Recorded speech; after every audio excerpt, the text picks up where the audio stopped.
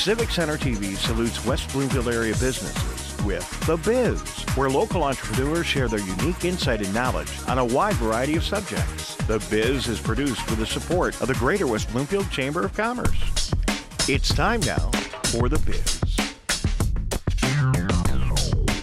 With the summer months comes the migration of geese.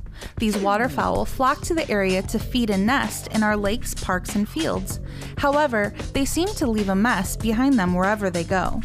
We joined James Walsh and Shane Pfannes, owners of Groundsweep, at the Sylvan Lake Community Center to learn why geese waste is a problem for our environment. Last year, my partner and I, Shane Pfannes, we were sitting at a park bench and kind of watching children literally rolling around in it. And jokingly kind of sat and said, well, I wonder if there's something we can do about that. It's not something you really want in the grass.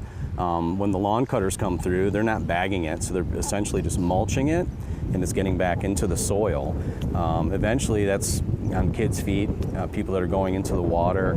All the bacteria, the E. coli and the virus, the things that come out of that are essentially going back into the water. Shane explains why it is necessary to pick up the waste. Pick it up because if it stays in the grass, it's going to accumulate. There's no other way to really get rid of it. You can't dissolve it. Nothing's going to come around and deteriorate it naturally. So when it accumulates and you have a particularly large group of geese that have decided to make one place their home, you're going to have a goose poop issue, and it's going to accumulate, and you have to pick it up. There's nothing really else you can do. Mowers will just mulch it and maybe make it slightly smaller, but it's still going to be in the grass.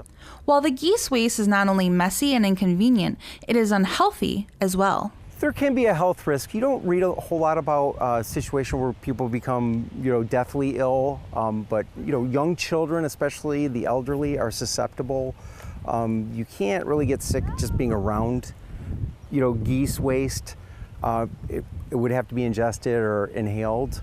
A big issue is beach closings, right? So anytime a beach closes, it's because bacteria levels have gotten way too high for safety purposes.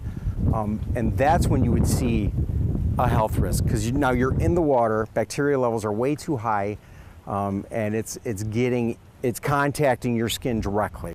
James and Shane have found an easy way to pick up the waste that improves our environment. We basically brought together tools to help do this job.